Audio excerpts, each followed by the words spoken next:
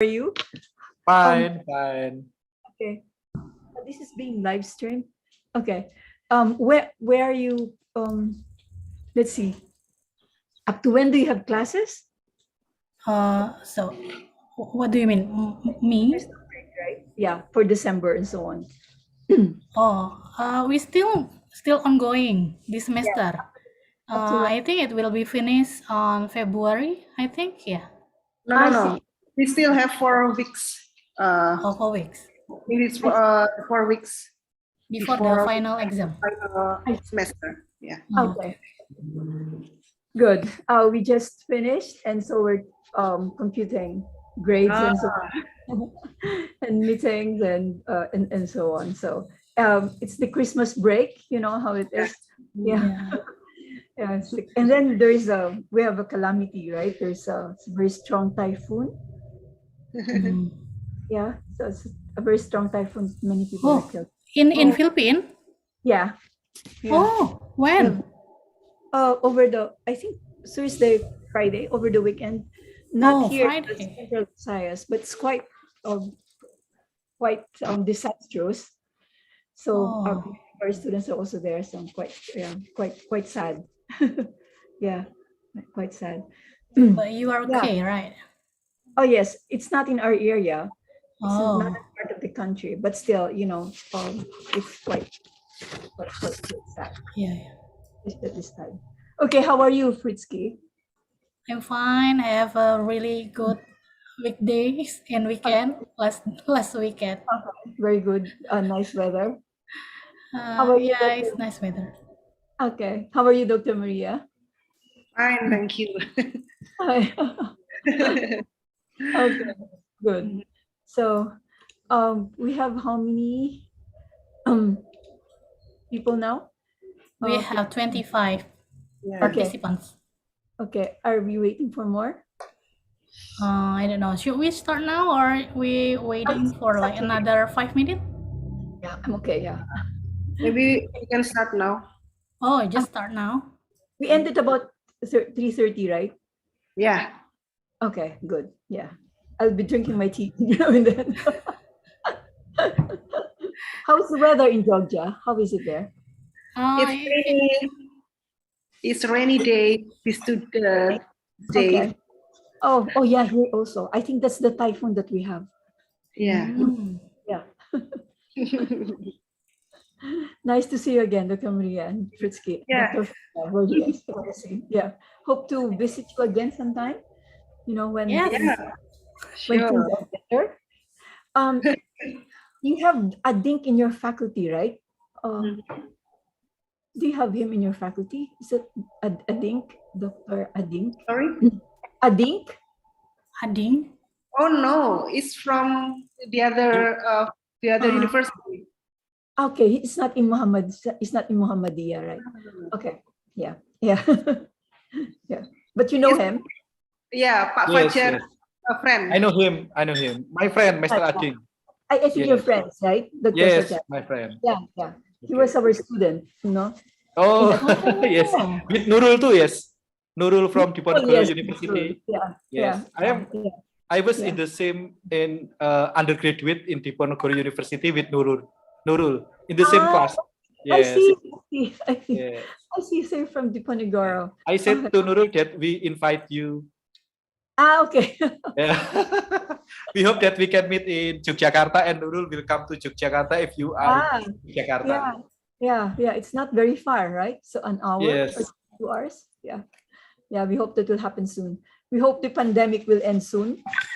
Hopefully. Amin. Yes. Please, yeah. Okay. Yeah. Nice to see you again, Dr. Fajar and Dr. Maria and Fritzky. Okay, now we start now. We can do. Okay, let's start. Okay, Assalamualaikum warahmatullahi wabarakatuh. Hi everyone, good afternoon. Thanks to join with us again on the general lecture with the title Click Wisely, Critically and Creatively Media, Information Literacy in a Changing World with Violet B. Valdez, PhD.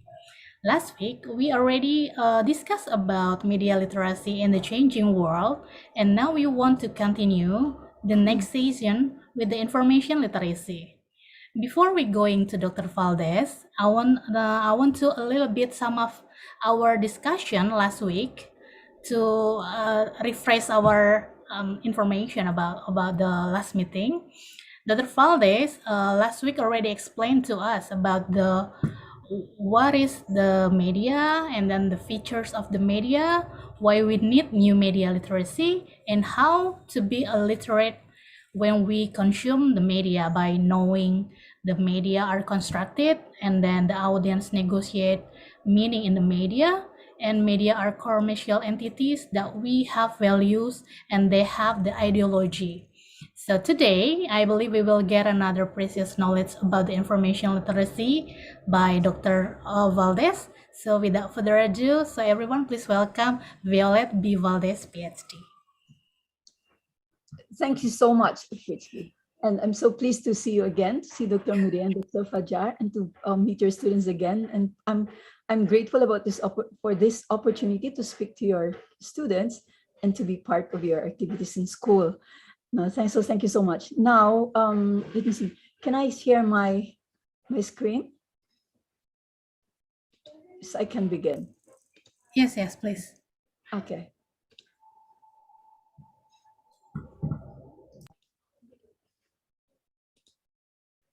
Okay, you have it. Everyone there? Okay. So, good afternoon, everyone. Good afternoon, colleagues. Good afternoon, friends. Good afternoon, students. So, hello from Manila.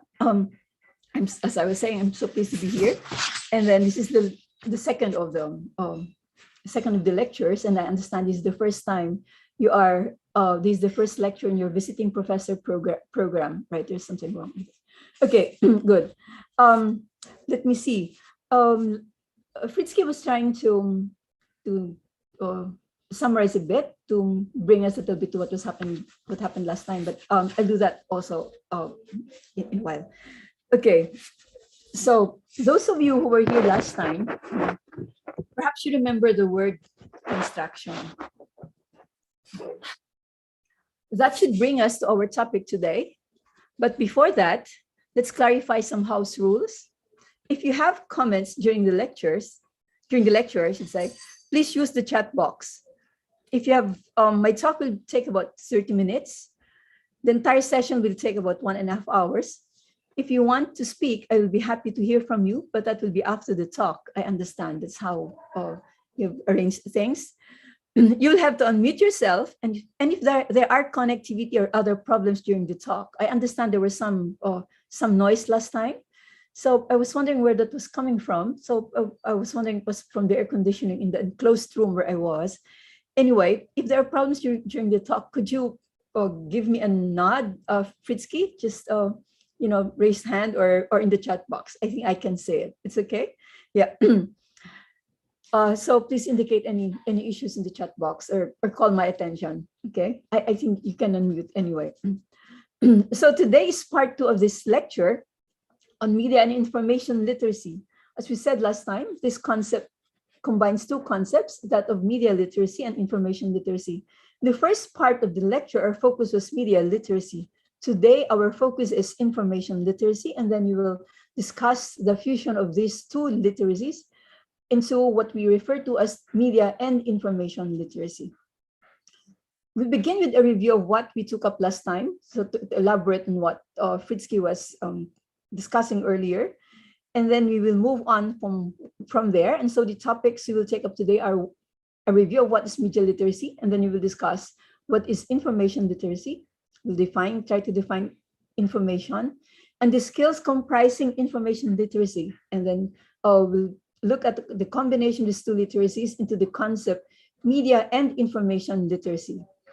And then towards the end, we will discuss what a media and information literate person can do. So just for the review, let's begin by recalling what we learned about media literacy. Last time we said that the pandemic made us realize even more that we live in a media-dependent, media-saturated world, I should say. Media and all forms of information and communications technologies are all around us, and they play a tremendous part in our life. And yet, most of us hardly take a minute to reflect on media and information. We hardly question or examine the media. And so in these two sessions, we are doing exactly that. We are talking about media and information, and we're learning about how to deal with them for our good and for the good of our communities.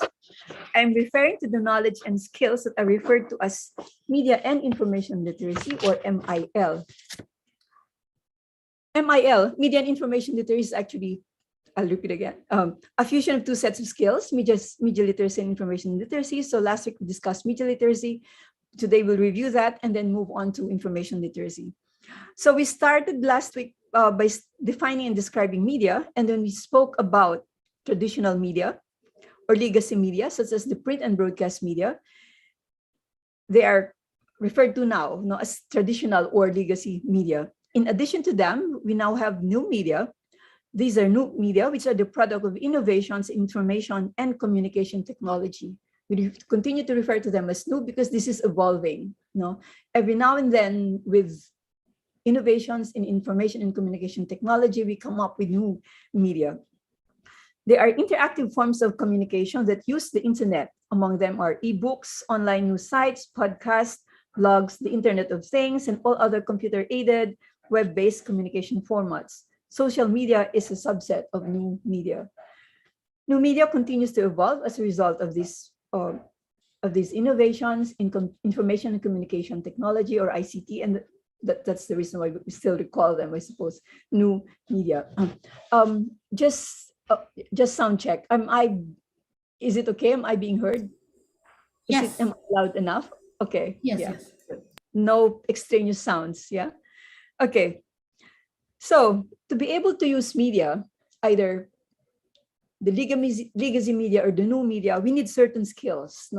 If you want to read newspapers, we need to be able to read. Okay. And people who can read usually can write as well. Okay, and can count.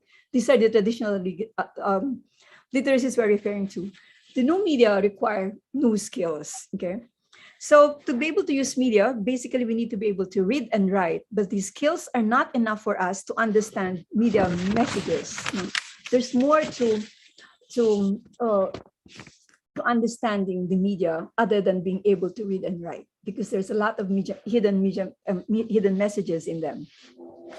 Especially with the advent of new media, we need a complex set of knowledge and skills to be able to deal with them in an intelligent and productive way. To be able to do so, we need new literacies. By this, I am referring to new skills and knowledge that the person needs to be able to understand media messages, how they are produced, why they are produced, their effects on us, how to use them well, how to take part in their creation in a responsible way. These skills and knowledge are referred to as media and information literacy. So, as I said, it is a combination of two sets of literacies, media literacy and information literacy. Let's just look back briefly about certain principles in media literacy.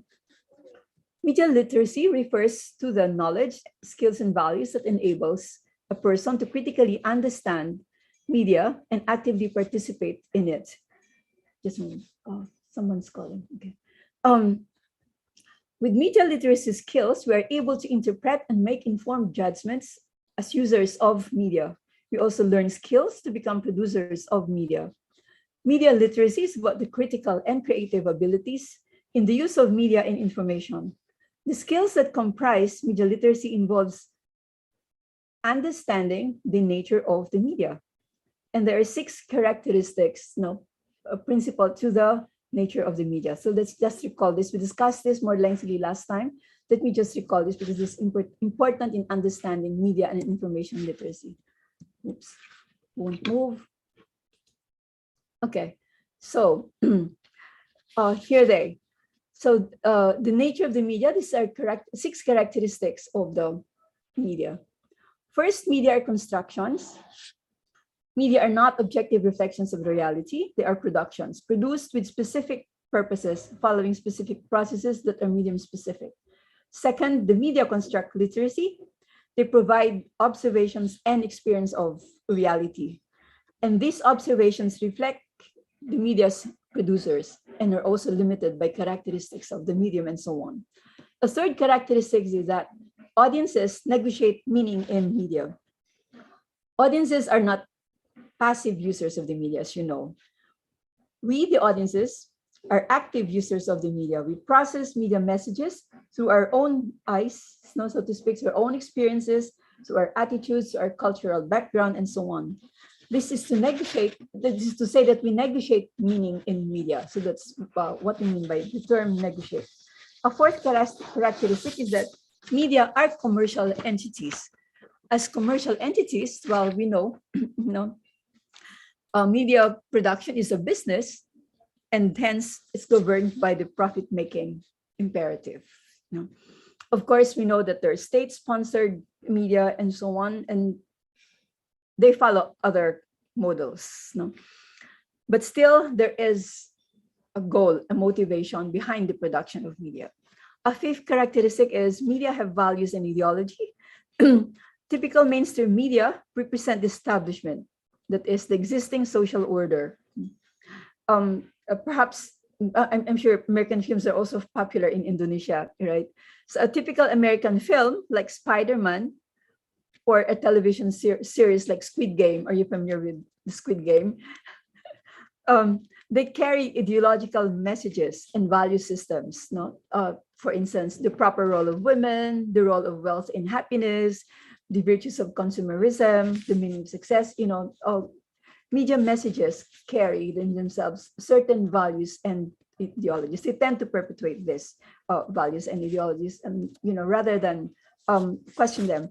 A sixth characteristic is that media have unique form and content. Each medium has its own language and codifies, and through this language, the medium codifies reality in unique ways. People who are media literate know these characteristics of the media, and they're able to apply this knowledge to understand, use, and create media. So being media literate means actually that one knows these characteristics of the media, and that the media literate person can apply this knowledge to understand, use, and create media, or to engage media. Here is an image with a bicycle in the background, in the foreground, I should say. There's a bicycle on the right. Sorry, I wasn't able to get for some reason, I cannot reproduce the entire picture. It's an advertisement. So you can try applying your media literacy skills by analyzing this image. So think in this way: what questions will a media literacy person ask to be able to understand this image? So let's remember the 6 characteristics of the nature of the media, which we listed up earlier. Okay, so if you apply your knowledge in understanding this image, you have to ask yourself several questions. This would include: what are the different parts of the image? What are the different parts of the image? You have the bicycle, you have people, you have trees, and then you have the big heading which says "go." Actually, that should say "go moving." Okay, and then you have the grasses and so on and so forth. So what are the different parts of the image? How are the parts put together? So in other words, which one is in the foreground, which one is the background, which is, or which is big letters and so on. How are the parts put together? Who is the audience? Of course, we don't see the audience there, but we know more or less by reading more about it and knowing who produced it, we know more or less for whom it is made. Okay. What medium is used? What is the goal of the image? I can imagine, everyone would understand what the goal of the image is. What values does the image convey? In this, I was just talking about the typhoon which struck the Philippines again, with disastrous consequences. So I suppose with this kind of image, we think in terms of environment, we think in terms of climate change and so on. We think in terms of protecting the environment, we think of going green, we think of being healthy, riding a bike to be healthy, so to speak. Okay, so we also ask the question, who produced the image? And then we also ask the question, what are the goals of the producer? And then the producer, of course, has his or her intention why he or she produced the image, right? But what does the image tell me as audience? So remember, one of the principles of one of the characteristics of media is that the audience, negotiate meaning. We are not passive audiences, rather we negotiate the meaning that is put to us by media. So for me, as an active audience, as an active user of the media, what is the message of the media? No, and then in media literacy we have, and in semiotics we have these are huge discussion anyway about meanings and messages and so on. Okay, but that we will not discuss now. That will be for another time. Now let's move on to second. So that is media literacy. Just to recap, to review, because that's very important in the concept of media and information literacy. Now let's move on to the second component of media and information literacy. That's information literacy. In an environment that's overflowing with media and information, it is easy to get overwhelmed. Well, in case I'm overwhelmed, there's so much movie and so on, there's Netflix and so on. It is easy to get overwhelmed, easy to get confused, deceived, manipulated whenever we look for the information we need. There's an enormous amount of information and resources available in various forms, such as text, image, data graphics, sound, multimedia, and in sources such as online repositories and portals, virtual and real libraries, and documentary collections, databases, archives, museums, and so on and so on. The information vary greatly in accuracy, reliability, and usefulness. So we would be faced with the challenge of evaluating them before deciding which to select, and perhaps some people would rank them, what the information we get. Some people would rank them on a scale of very inaccurate, at one extreme, to accurate, or very reliable to unreliable. Okay, so we evaluate information on this. We may evaluate information on this basis or whatever criteria is relevant. Now we ask ourselves, how does one evaluate the information and media we encounter for our own needs and purposes? What abilities or skills must we have to be able to do so? How do we sort out information to get only the information that are truly relevant and useful to us? And how do we avoid those information which might even harm us, like scams, phishing, and so on? Okay, so before we get to information literacy as a concept, let's first define information. The information is one term that we always encounter, but in many ways not used correctly. So what is information? Information is a term that is, as I was saying, it's used frequently, and yet its definition is taken for granted. Information is composed of facts. It is the content of messages that are delivered through different media, including mobile phones, computers, radio, books, television, and so on. The idea of information is tied up with the idea of message, which is where the information resides. Information is the content of messages, and this can be delivered in many different media, such as mobile phones and so on.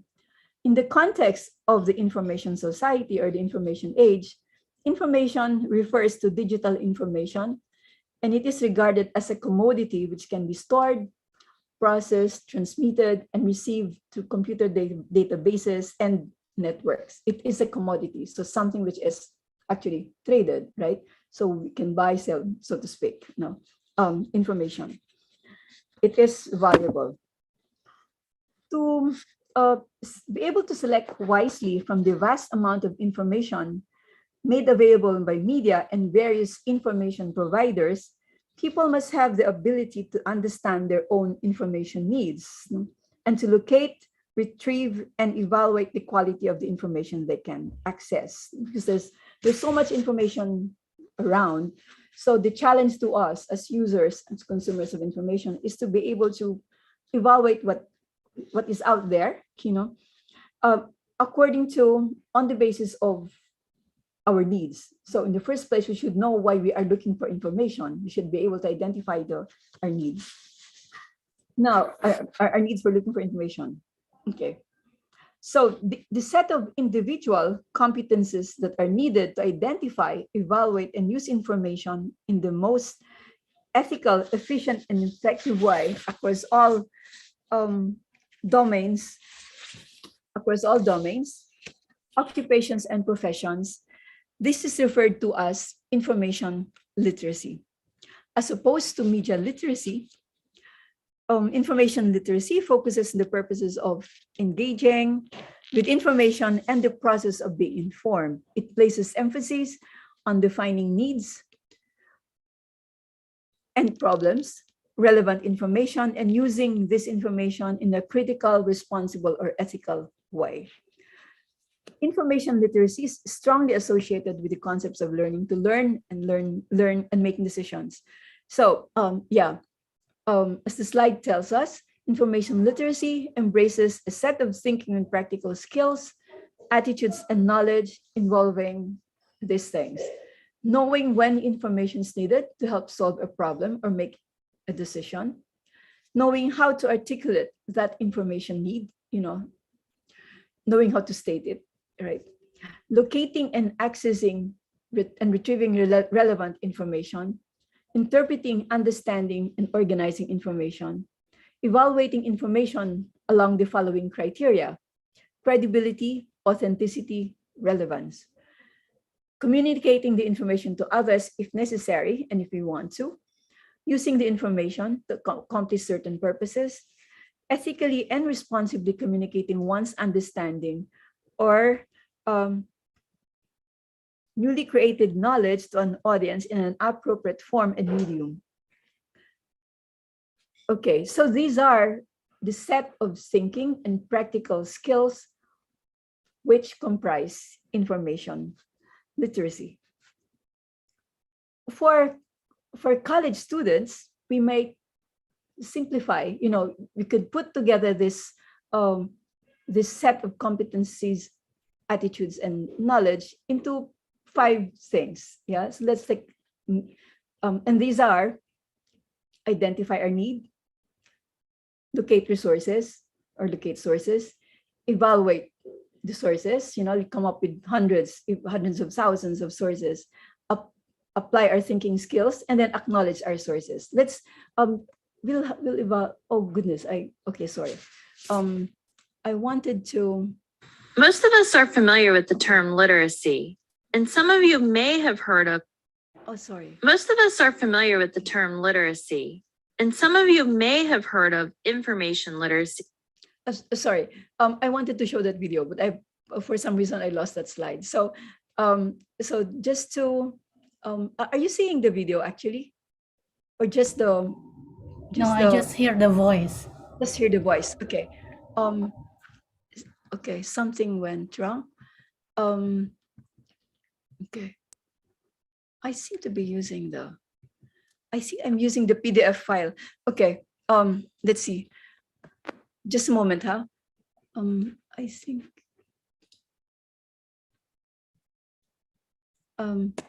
Excuse me. Let me get that one. Take your time, doctor. It's okay. Take your time. Yeah. So I think that's important to recap the. Okay. If I may. Components. Most of us are familiar with the term literacy. Are you able to see this now? Are you seeing this? The video? No. Yes. No. Okay, good. I'll stop share. Okay. Okay. And then share again. Okay. Now I'll share again. There.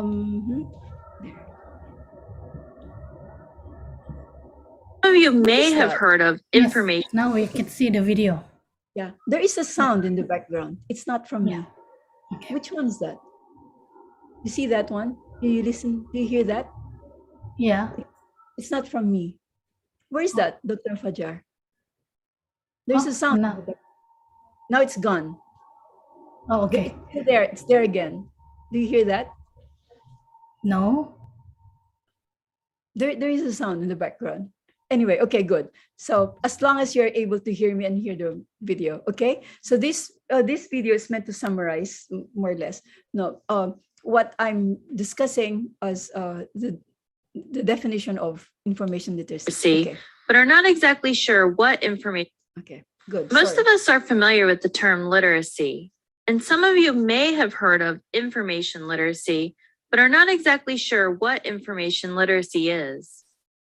It turns out information literacy is a distinct set of skills that gives us the ability to locate, evaluate, and use effectively the needed information. Information literacy can be divided into 5 separate components. Let's take a look at how each of these components applies to success in college or university and in real life. The first component is about identifying the nature and extent of the information you need. Academic examples include writing a thesis statement, creating a timeline and plan to complete a research paper, and differentiating between primary sources of information like findings from research and secondary sources of information like a book about the results. In the real world, the identify component shows itself as devising a search strategy to find information on buying a new home, identifying the difference between a published court decision and an article about that decision, and deciding to search for the most current information about a medical issue so you're well informed. The second component means you can find the needed information effectively and efficiently. In academia, this means you can use Boolean terms and, or, and not when searching online, locate a book on the library shelves by its call number, and choose the best keywords and phrases when searching online or in library databases. Outside of school, you are able to search the public archives for information on local history, request genealogical records through interlibrary loan, and access a government website to find local crime statistics. The ability to evaluate the information you find and its sources critically is the next component. Academic examples include reviewing multiple points of view to construct your own opinion, exploring different sources of information like books, databases, periodicals, and the internet to understand a topic, and the ability to analyze the structure and logic of arguments made in lectures and speeches. In the real world, you can research the claims made in political ads on television, scrutinize a Wikipedia article for accuracy, and check a website to make sure it is updated regularly and has current information. The fourth component is about applying information effectively to accomplish a specific purpose. In an educational environment, you can paraphrase an expert to support a position in a persuasive speech, integrate a direct quotation from an article into a research paper, and download an image from a database and then incorporate it into a visual presentation. Away from the educational environment, you are able to develop a market survey based on gaps you identify by reviewing studies, reference experts to support a point during a discussion, and communicate the findings of a patent search to potential investors. The final component of information literacy is to acknowledge the sources of information you use. To do this well, you must understand the ethical, legal, and socioeconomic issues surrounding information. In the college or university, you can show your understanding by creating a works cited, bibliography, or reference list, understanding what constitutes plagiarism, and utilizing copyright, Creative Commons, public domain, and fair use guidelines. Outside of the college or university, you will give attribution or credit to a reposted image on your website, recognize the limits and protections of free speech and censorship, and know how to download legally purchased music. In summary, the information literate person can identify, find, evaluate, apply, and acknowledge information. Yeah. Good. Thank you. Okay, everyone get that one. So let me stop issues. Okay, good. Is that everyone was able to watch that? I'll get back to my let me see. Sorry. I'll share again my other slide, just a moment.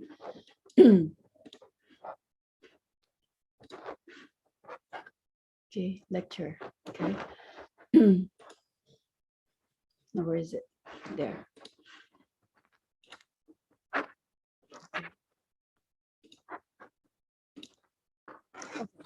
Everyone sees this? Fritsky, it's okay. Yeah. Are there connectivity issues so far with noise and so on? Yeah, it's okay so far. So far, so good, doctor. Yeah, it's interesting. There was some noise a while ago. I can't identify where that was coming from. Anyway, okay. So that video was giving us example how the components of information literacy applies in our lives in students or as academics on campus, and then also in real life. So yeah, okay, good. So there are 5 components, and then it was telling us how these components apply, giving us examples of how these components apply to our lives as students or academics and to our lives outside of campus. So there, okay. Now, one must also acknowledge that one other building block of information literacy is technology literacy. No. So think of all the skills you need to be able to make a call from a cell phone, to work on a computer, to send an email, to create a slideshow presentation, to search for sources in an online library, and so on. We need skills of technology literacy to be competent on all of this. We need the technology literacy encompasses 3 sets of skills. It's hardware literacy, software literacy, and then applications literacy. So I'm sure you're familiar with this. So hardware literacy is being able to navigate hardware, right? Computers and so on. That's not many of us, especially those especially the digital natives, right, are so adept in this. They were born and grew up in this. But we know many people who are not, or who are hardware illiterate, right? So we have that even in the first word, people who cannot send or not familiar with how to send emails, how to turn on computers and so on. So I don't know the percentage in Indonesia. Anyway, so we have hardware literacy, software literacy, and applications literacy. Software literacy has to do with, well, running software. So application literacy refers to knowledge and skills necessary to use software packages. So now we know about media literacy and information literacy. In recent years, there has been growing recognition among educators and policymakers that media literacy and information literacy complement each other, but they are inseparable, and hence they have to be handled as one concept. The 2 distinct areas of media literacy and information literacy have thus been combined in the concept media and information literacy. In short, we call it MIL. This is a unified notion that integrates elements from the 2 literacies. UNESCO, I'm sure everyone's familiar with UNESCO, is at the forefront of the efforts to propagate this unified notion and to promote it in schools. In fact, it has become in our in the K-12 system, in the 11th and the 12th grades, it has become part of the curriculum. And then it is in our school, in college, it is one of the electives, right? But as an elective course, we take it up in 2-3 classes. There's so much really to discuss in media and information literacy, or MIL. Much of what is known about MIL at this point originates from UNESCO. It is expected that knowledge about MIL will grow in the years to come as it is adopted in the curriculum and as researchers conduct studies about it. Now, to discuss more about it, to explain it more, here is a chart that describes the key elements and outcomes of media and information literacy. I will give you a copy of the chart in a handout after this lecture. And besides, I will have references where you can read more about media and information literacy using this references. Anyway, so at the top bar, you have the elements of information literacy. So what are the components of, or what are the skills that comprise information literacy? These are the ability to define and articulate information needs, the ability to locate and access information, the ability to assess information, the ability to organize information, and so on. And then the skills that comprise media literacy are the ability to understand the role and functions of media in democratic societies, to understand the conditions under which media can fulfill their functions, the ability to critically evaluate media content in the light of media functions, and so on. So, so please take note. They combine, right? You need media literacy and information literacy to be able to live well, live productively in this present day information society. Okay, so in the first bar, the first horizontal bar are the skills comprising information literacy, and the second horizontal bar are the skills comprising media literacy. We need a combination of this to be able to live productively, and productively in present day society. Okay, so in any case, that is the argument of UNESCO, which I happen also to represent. All right. Okay, so let's see. Okay, good. As of this point, suffice it to say that information literacy tends to emphasize the importance of access to information and the evaluation and ethical use of such information. It also encompasses technology literacy or the use of ICT skills. On the other hand, media literacy emphasizes the following abilities: the ability to understand the media functions, the functions of the media, to evaluate how these functions are performed, and to rationally engage with media for self-expression. So let's see. I can imagine that is a lot for a half-hour session. Let's just cite examples of what a person who is media and information literate, what such a person can do. Now, I'm sorry, but these examples are Filipino examples. I'll be asking for Indonesian examples. Okay, so what can an MIL literate citizen do? Okay, let's cite have some examples. Amy, a senior high school student, is glued to her smartphone during noontime breaks. She's learning Spanish at Duolingo. Are you familiar with that? I tried to learn Swahili at Duolingo. So she's trying to learn Spanish at Duolingo. It's the language learning website and app. She learns, let me say, I can't see that one. She learns one Spanish language skills at each day, and has been so excited finding that Filipino has many words of Spanish origin. As you know, the Philippines was colonized by Spain for about 300 years. And so we have many Tagalog words, which actually originate from Spanish.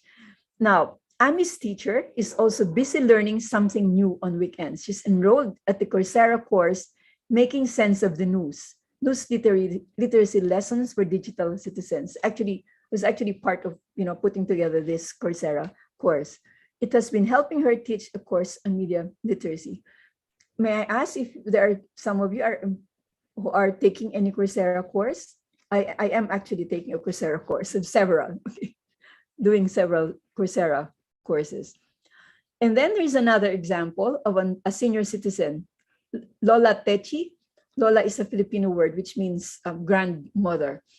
So Lola Tesi Moreno, a senior citizen, keeps in touch with her children and grandchildren via Facebook, Twitter, or other new media. Okay, this is an example cited by the Department of Information and Technology. So this is what an information literate, media and information literate senior citizen can do, with her skills as an information and media literate person. And then you have rice farmers. Rice farmers need to know the price of grain in the market to make good decisions about when they can sell their harvest. They have to find out when's the best time to sell their markets, so they to sell their products so they can get more profits. In the province of Nueva Ecija in the central Philippines, rice farmers or members of a cooperative get information from a website. It's called B2B pricenow.com. It's an e-marketplace that can be accessed through a computer or a cell phone. Okay, good. So these are just examples of what a media and information literate person can do. There are many, I'm sure there are many other examples of including examples of how media and information literate persons can avoid getting victimized by internet crimes. Okay, so these are the good side of information and media literacy. But we know that the internet is a force for evil, for good, but can also be a force for evil. Okay, now may I pass this on to you? Your story. Would you tell us about what the things a media and information literate citizen in your communities are able to do? Maybe we can have a volunteer, Fitsky, maybe you can facilitate that. Okay. Anyone want to share with us?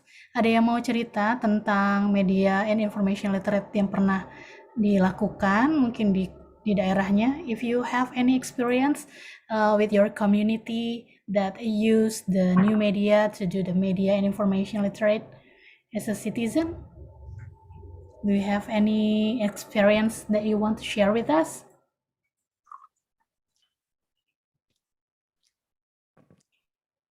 Maybe it can be their own experience. Sorry? There. Huh? What? Sorry, come again?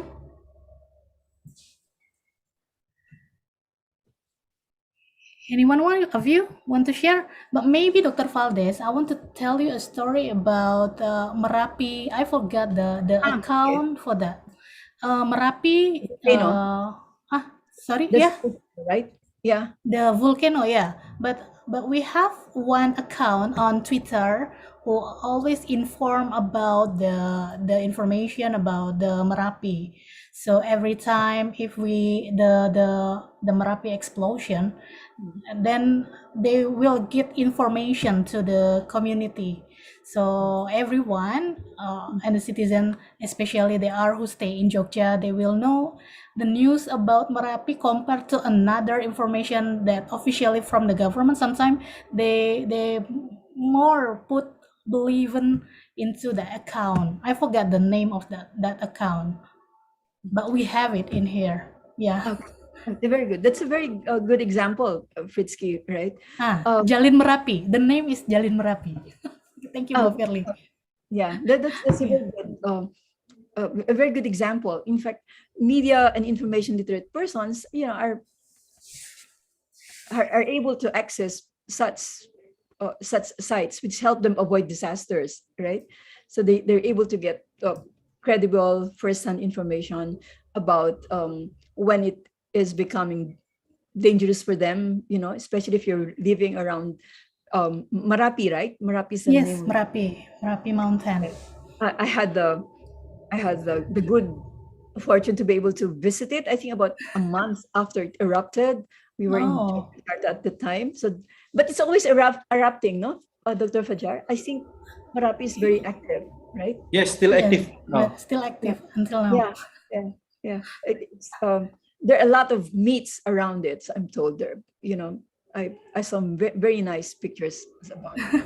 Interesting. Yeah, that's why what I told you. One account on the Twitter, the name is Jalin Merapi. When the eruption in the Merapi, a lot of us still believe to just get the information through that account compared to another official from the government itself. Like my friend in Bangkok also, when the government cannot access to the rural area, they publish information through the Facebook. So that's what experience in the Bangkok. But any one of you, if you want to share with us about the community that using media and information, please. They can also talk about their parents or their grandparents, Oh yeah, your personal experience. Personal experiences. They can also speak in bahasa and you can. Oh ya, boleh dalam bahasa loh. Ada yang mau cerita?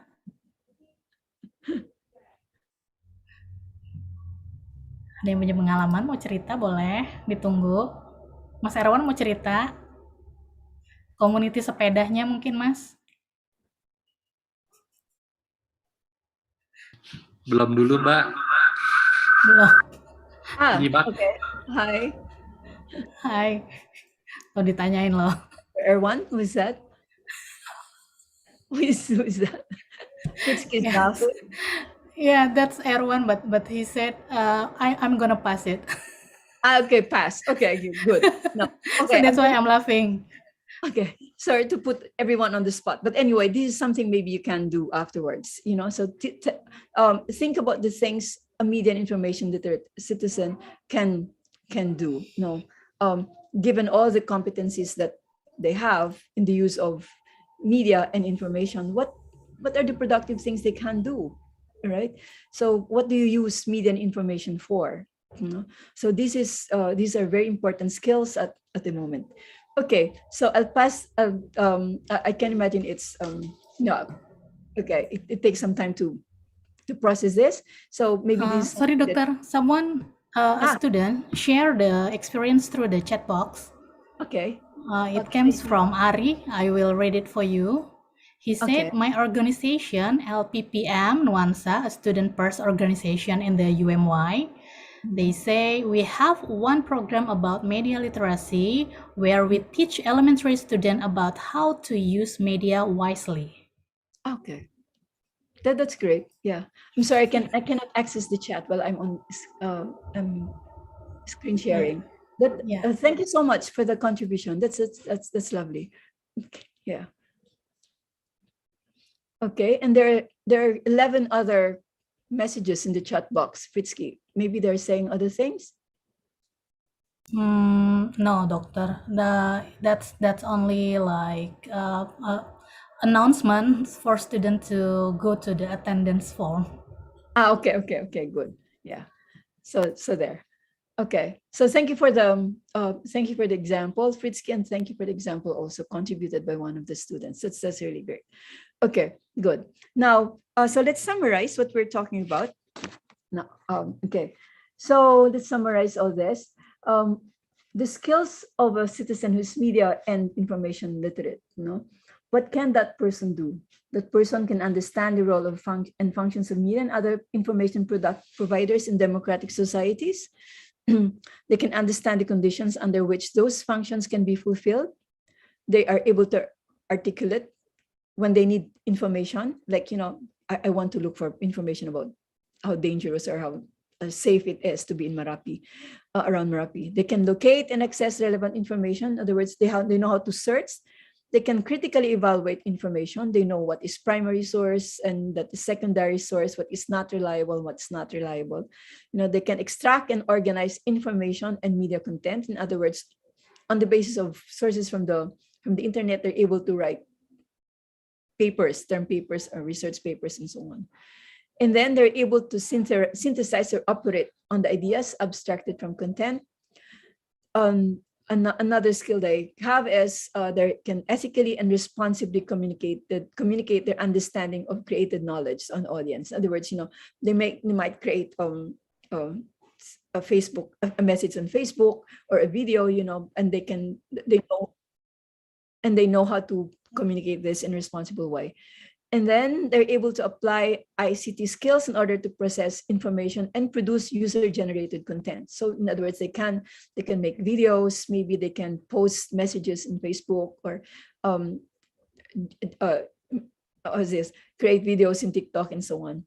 And they can engage with media and other information providers. In other words, they can respond to posts. They can argue, they can explain themselves, and so on.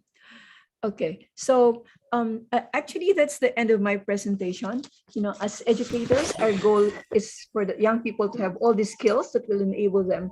Our goal is for our young people, for our students to have all these skills, but not only our students. Many, as I was saying earlier, many adults do not have these skills actually, or are wanting in these skills. So they should go back to school actually to learn media and information literacy. They can probably enroll in such a course in Coursera. We hope that with these skills, we would be able to achieve our potentials as productive citizens of our communities, no, rather than use these skills to get that into harm's way. With this, I end my presentation. Thank you for listening. Thank you for participating.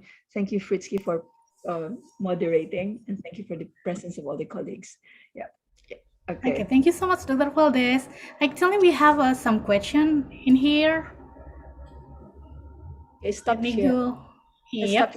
share. I can look at the. Okay. Well, the first question come from Mbak Firly. You want to question directly to Dr. Valdez, or just do you want me just read your question? You I can turn them. You can read. I can see them. Okay. The question is from Firly Anissa in here, and then the another question is come from the form that I also cannot see it, but Mbak Sri help me to submit the question for me. So the first question is from Mbak Firly. Hi, Dr. Valdez. I would like to know, can you elaborate the relation between social media and participatory culture in digital literacy that usefully support civic engagement in public issue? Thank you. Okay. Well, participatory culture is embedded in social media. No, as you know, with social media, we're able to generate content, right? So we're able to come up with our own messages. We're able to generate messages. We're not just consumers of media, but we are also producers of the media. So that's what you are referring to, I think, as participatory culture.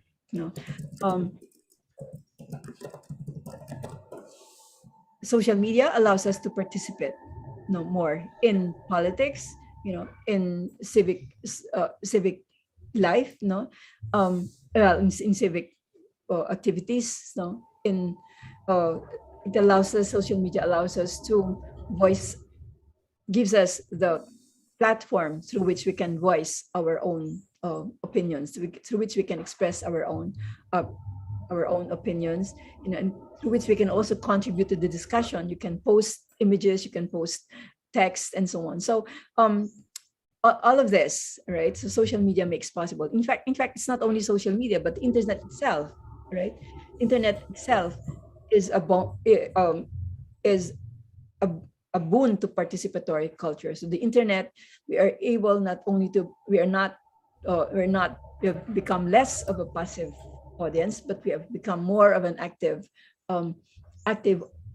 audience active audience. We become actually generators of content, not only users or consumers of content. We've become generators of content, and therefore we're able to participate in a more meaningful, in a wider, into a more meaningful way and to a greater extent, right? Okay, so I hope that answers your question, Miss Anissa, Miss or Mr. I'm not sure. Mrs. Ibu. Okay. Mbak Firly. Firly. Okay. Yeah. Is it clear enough, Mbak Firly? Or you want to continue to clarify? Mbak Firly is also our lecturer, Dr. Valdez. I see. Okay. Good. Okay, I see here that the lecture has been made available to everyone. Lecture, what is this? Is this the? I suggest, it says the PowerPoint is for you to keep. So I suggest that I'll give, so to speak, the authorized version. Okay. That's okay, Mbak Firly. Many thanks, Dr. Valdez. It's clear. Okay. Another question came from Hanung. Hanung want to say the question to you directly on mic. So Hanung, where are you? Okay, Hanung, there you go.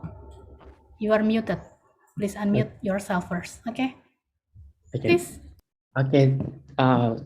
Thank you for the great opportunity that given to me, Dr. Valdez, dan terima kasih juga untuk ilmu komunikasi. So today I want to ask about a question, but before that, maybe I want to tell a little story that I found, like the problem that I found. In Indonesia, especially right now in my environment, there is several people that were illiteracies, like they were not able to read, they were not able to write, or we can say they don't understand the basic literacies that people have to know before they operate, before they use the media. Okay. But they collaborate, they operate the media, they using the media. How can? Yeah, they just look at the picture, they just watch the video, and also listen to the audio, and that in that content that posted in a social media. Then dari situ, and after that they post something that maybe unpolite. We can say like the content in unpolite. They say whatever they want to say. They do whatever they want to do, and it doesn't match with the regulation of the social media. Like it's different between well literated people in social media and people that were illiteracies. So my question is, what's your opinion, Dr. Valdes? Or maybe if you can simply describe to us what is the lowest literacies that somebody need to know before they operate, before they use the media. Thank you. Thank you for the comment and the question, Mr. Hanum. Yeah, so that's very nice to listen to you, and that's a very important and interesting observation as well. So if I understand it right, you're asking the degree of literacy, right? Literacy skills that one needs. In other words, how how literate should one be to be able to use the media, right? As you said, there are people who actually can't read and write. These are the basic literacies, right? But are able to use a cell phone, correct? Because all you need is actually that's technology literacy. But then literacy is also a scale. No, literacy is a scale, or can be construed as a scale of maybe 1 to 100, wherein 100 is the highest literacy. Okay, 0 is the lowest. So somewhere along the line, right? There are people who have literacy of maybe you can evaluate as 50 and so on, or 20. In other words, there are people who are less literate and there are people who are very literate. Okay, so some people who are not as literate as you are. Okay, like you speak English, and you speak several languages and so on, and can write in these languages. You are very, very literate, but there are people who are much less literate than you are, but they're able, of course, to use cell phones, and cell phones is a democratizing media. So many people who are literate, who before are not able to participate in society, are able to participate now because they're able to understand messages and upload messages and so on. You don't need a very high degree of literacy for that, right? But what we understand as media and information literacy is more than being able to post messages or to watch movies, right? We're also talking about the ethical and responsible use of media. So we're talking about being able to understand the nature of media, as we said earlier. So media literacy involves, knowing who are the producers of the media, knowing that there are ideologies, there are values embedded in the media, and so on. Okay, so we're talking about being critical users of the media. As media and information literate persons, those who have high media and information literacy would be able to critically use the media, critically, responsibly, and ethically use media. So remember the title of this presentation. It says clicking responsibly, using the media, clicking wisely, clicking creatively. These these skills are possessed by people who have high degrees of media and information literacy. Not everyone has that. Okay, so some people have very little. If in a scale of 0 to 100, maybe some people have 10. Some people maybe are very literate and they would have 100. I wonder if you did I get my point right? So there are people who have low degrees of literacy, and there are people who have high degrees of media literacy, right? And it takes more than posting an image or looking at an image to be media literate. You have to be critical, you have to be creative, you have to be, creative, and to be intelligent about negotiating your way around the media. It's not easy. You have to be really quite educated to be able to use media and information in a really productive way. It takes some amount of education. Elementary students would not have that, for instance. No, but we try, of course, right? But at their level, they would know how what skills they can access and so on. Okay, my screen is pinned on someone. I don't know who is this. Fritzky. Does she want to speak? Okay. Is it anyone want to? Oh, I hope ask I answered the question, Hanu. Hanu, is it clear for you, Hanu? Yeah. Yeah. Okay. Thank you, Dr. Valdez. Thank you for the comment on the question. Mas Okay, Hanu. thank you so much, Dr. Valdez. So anyone, before I'm going to the question on the form, is it anyone want to ask Dr. Valdez on mic? You can turn on your mic, or you just want to give a comment or tell your story, maybe? Not yet? Okay, we will go ahead to take some question from the form. The first question is came from, I don't know the names, and then he or she asking about, I ever heard about the information empowerment. Is that the same thing with the information literacy? Fritzky, what could you repeat that, please? Okay, I ever heard about information empowerment. Information. Is that, empowerment, is that the same thing with the information literacy? And then could you explain, or is there any distinction between media education and media literacy? Is there any differences? Okay, thank you for the question.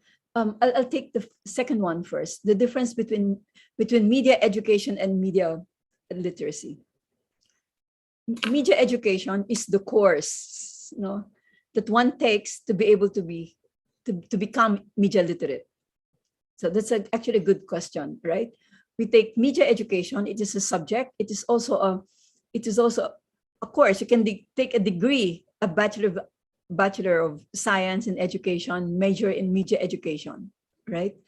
So media education is the program or the course that you take to become media literate, okay, or media and information literate. So that's the difference. Okay, and then the question is about information empowerment. In a sense, yeah, it is information empowerment. It's a buzzword. Being media literate is being empowered in terms of information, in terms of the way we can negotiate all the information that we encounter in our world. So being media literate empowers us, in the society which is saturated with information. Thank you. I hope that answers the question of, I can't see the person who was yeah, who sent the question came from the form. Actually, I cannot see it neither. So okay. Mbak Sri just give that and then send it by WhatsApp for me. So the last question came from the form is, I'm curious because you say there are the character on the media information and then the information literacy, and then is there any questionnaire for assessing like 20th century talent such as like critical thinking, media literacy, and then the information literacy? Is there any question to assess a number of these competencies, doctor? You're referring to a questionnaire? Are you saying question? Yeah, Yeah. is there any questionnaire? So if There are someone several. to, oh yeah. Yeah. Okay. Yeah. You can access this. There are several of this. Some more credible, some questionnaires are these are questionnaires meant to evaluate, the extent to which we are information and media literate. There are many of this, or some are more credible than the others, and some are more applicable to us as Asians, no, or than the others. I think UNESCO has one. I was looking at it, but it wasn't applicable really. So there. It is best that you construct one for a particular age group, for instance, no, because there can be not one size fits all questionnaire, right? So the median information literacy, the median information literacy of a 7-year-old child would be different, than that of a 10-year-old child or a high school graduate, and so on.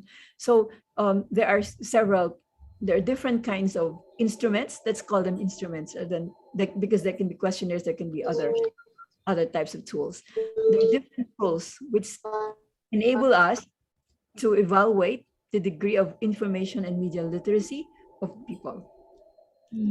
I see. Teachers can actually just put together also their own instruments to evaluate this skill. Yeah. So despite the questionnaire, so we have like interview or FGD. That's the kind of the instrument that we can use. You can use the various tools available to the social sciences. Yeah, you can use participant observation. You can observe how they that will be very that will yield a lot of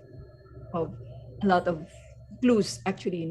So participant observation methods you can use to evaluate the media information literacy of people. And then of course you can use questionnaires, and then that questionnaire can have different kinds of questions. It can have questions themselves, it can have scaled items, and so on. Okay.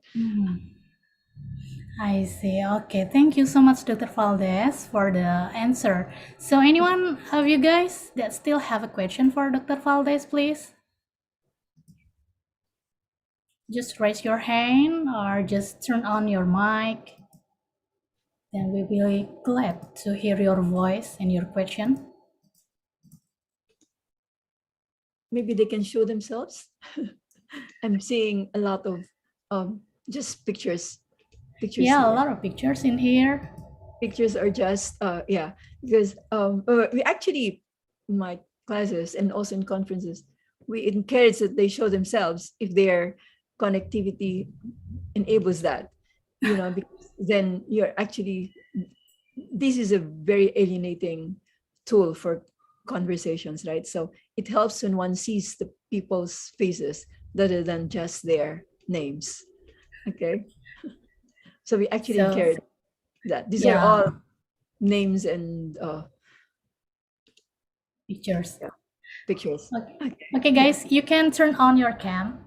It's okay. I don't know what your protocol is. So, but yeah. No, sometimes if we just turn on all of the cameras, suddenly the server is not quite good. The connection will be lost. So that's why it's not really.